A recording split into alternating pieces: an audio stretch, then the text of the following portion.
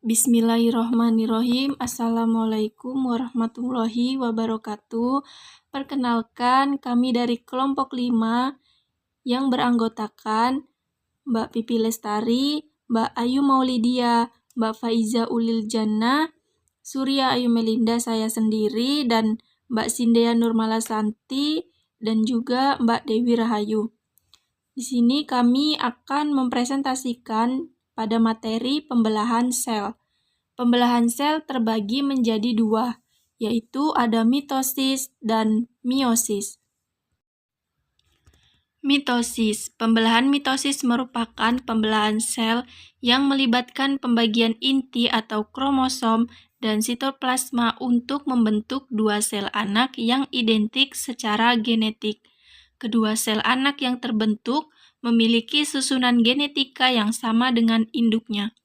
Mitosis terbagi menjadi 4 fase pembelahan, yaitu ada profase, metafase, anafase, dan telofase. Tahap akhir pembelahan mitosis atau fase telofase ini umumnya diikuti pembelahan sitoplasma yang disebut dengan sitokinesis. Fase ini merupakan proses persiapan dan penimbunan energi oleh sel untuk melakukan pembelahan. Interfase ini juga merupakan proses yang terlama dalam siklus sel. Ini adalah tampilan interfase pada hewan seperti ini dan interfase pada tumbuhan. Selanjutnya yaitu ada proses profase. Nah, pada tahap awal profase, sentrosom mengalami replikasi dan dihasilkan 2 sentrosom.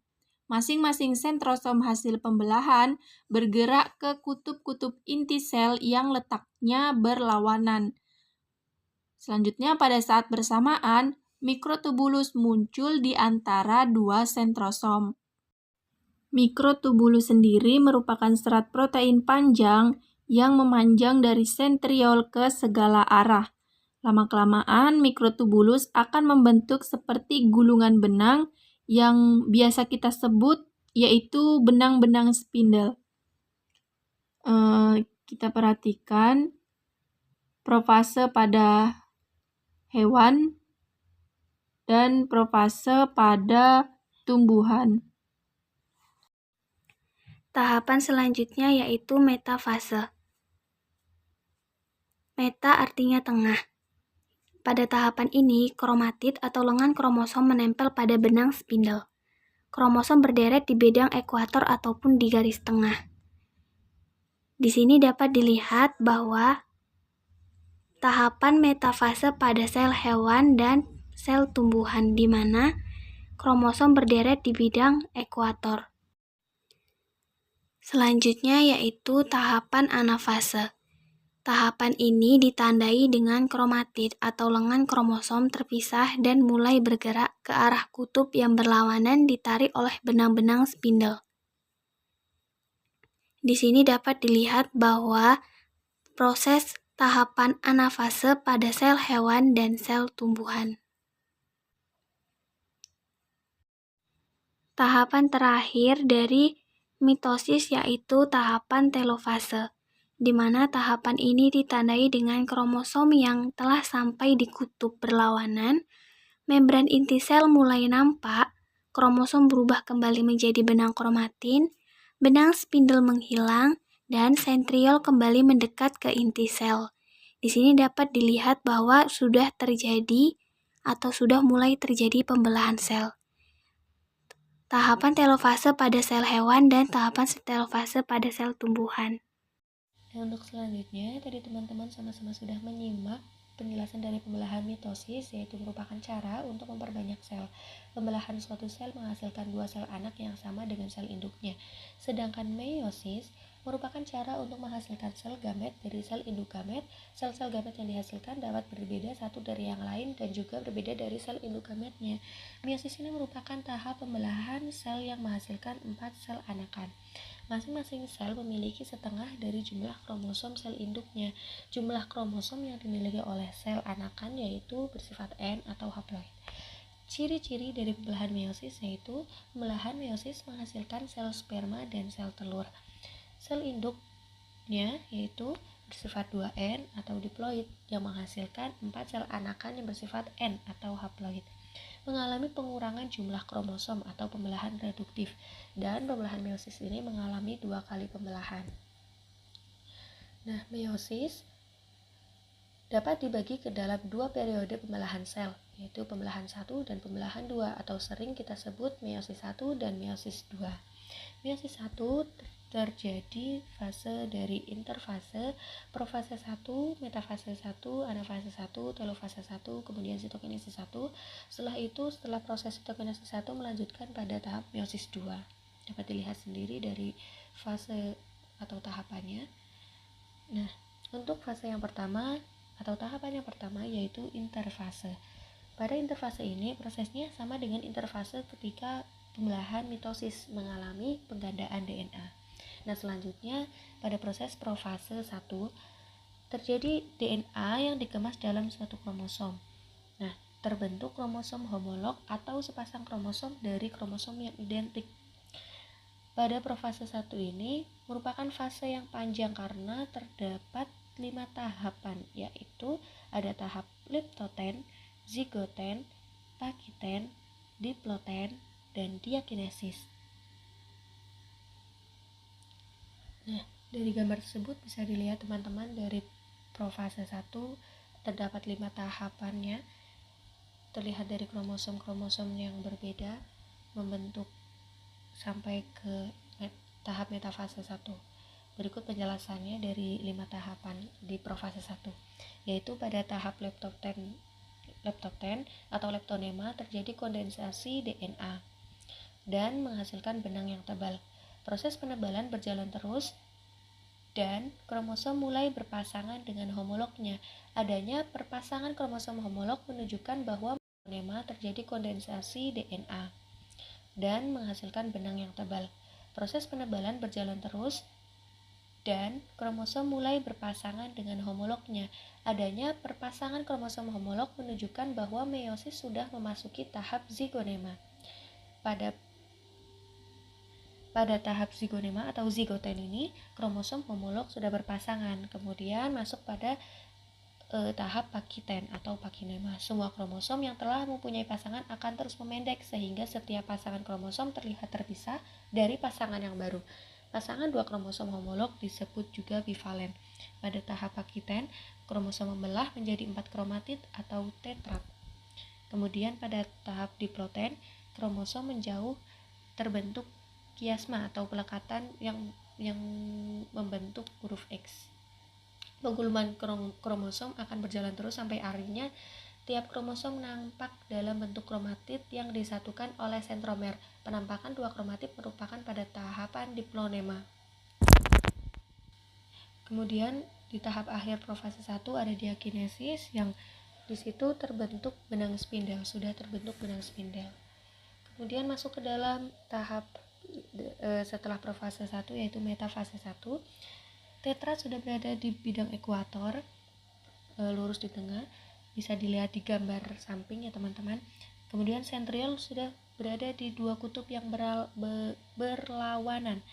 Benang spindel melekat pada sentromer tiap kromosom.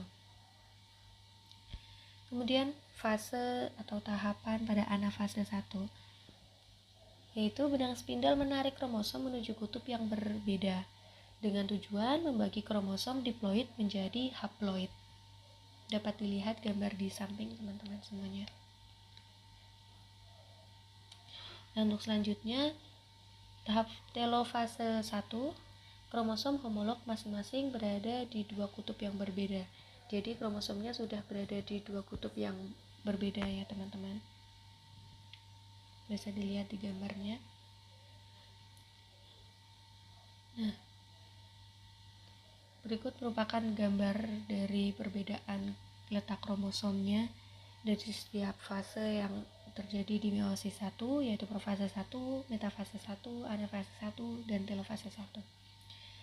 Nah, kemudian pada tahap akhir di meiosis 1, yaitu sitokinesis 1, kromosom homolog dipisah sekat sehingga terbentuk 2 sel anakan sel anakan sudah bersifat haploid atau setengah dari kromosom induknya.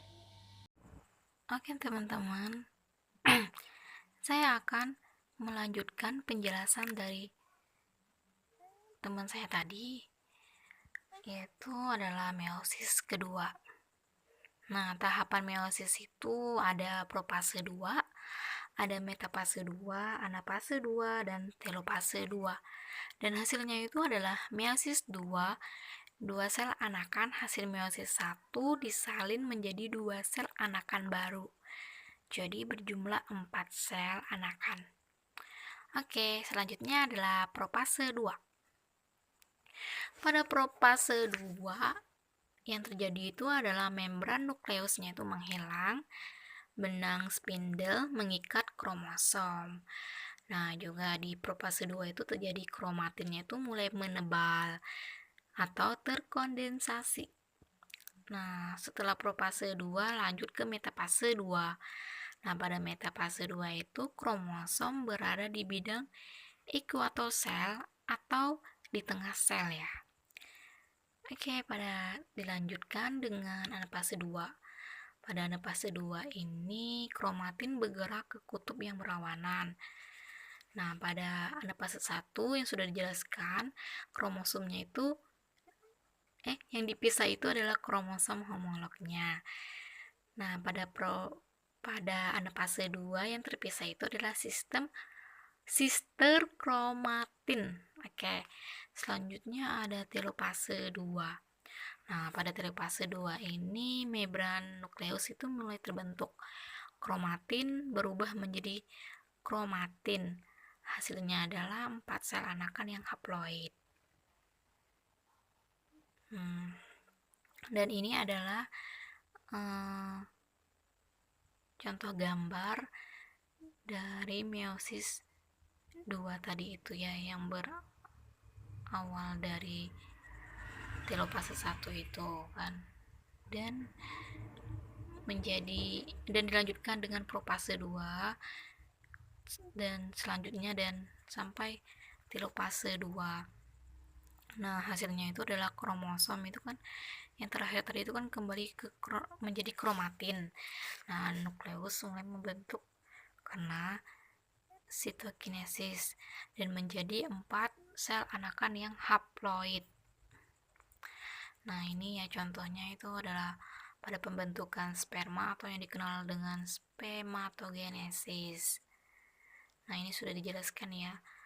Nah, dari ini semua itu dihasilkannya itu adalah diferensiasi sel dan pembentukan sperma atau gamet jantan haploid. Nah, yang hasilnya itu adalah 4 haploid tadi.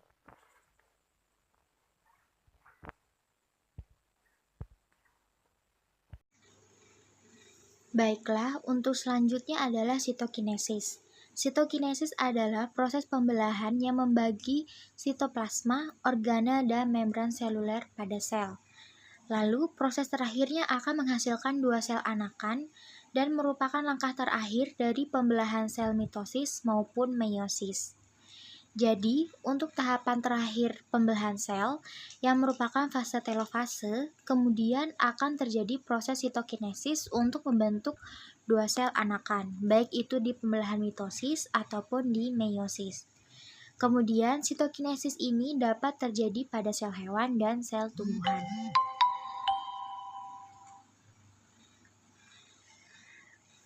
Kemudian, yang pertama adalah sitokinesis pada sel tumbuhan. Pada saat telofase, sel tumbuhan menghasilkan vesikula yang dibentuk dari aparatus Golgi dan berpindah ke tengah-tengah sel, kemudian bersatu untuk menghasilkan suatu plat sel. Mengapa membentuk plat sel?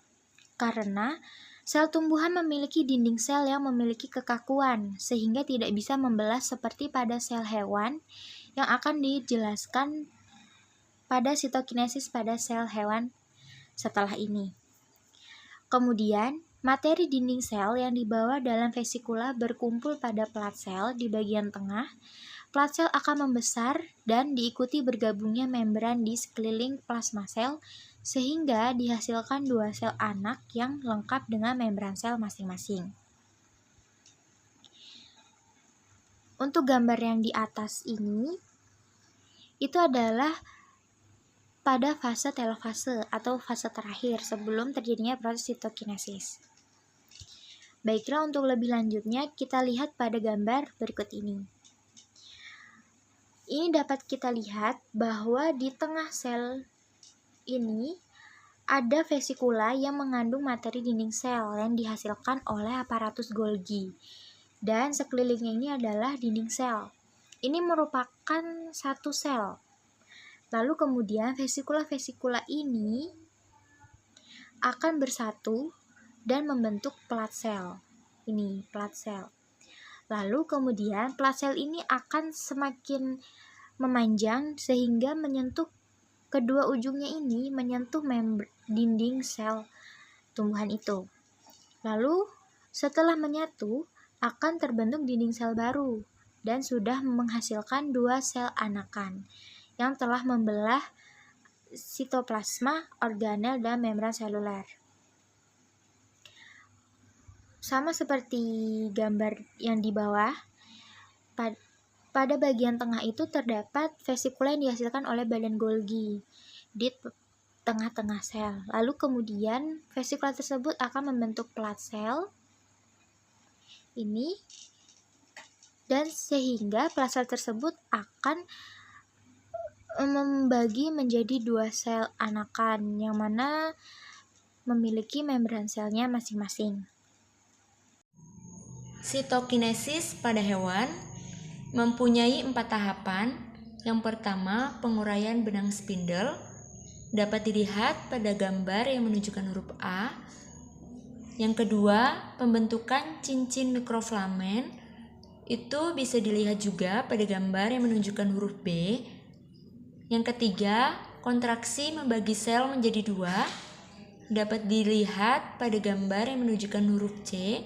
Dan yang keempat, terbentuk sel anakan dapat dilihat pada gambar yang menunjukkan huruf D. Jadi, pada sel hewan, sitokinesis diawali dengan adanya alur pembelahan yang terjadi tepat pada pembelahan sel di daerah ekuator. Pada permukaan sel terdapat cincin kontraktil yang terbentuk dari mikrofilin aktin dan meosin yang mengalami kontraksi. Kontraksi terjadi terus-menerus sehingga sel induk terjepit dan membelah menjadi 2 sel anak yang terpisah sama sekali. Mungkin itu saja yang dapat kami sampaikan, kurang lebihnya mohon maaf. Wassalamualaikum warahmatullahi wabarakatuh.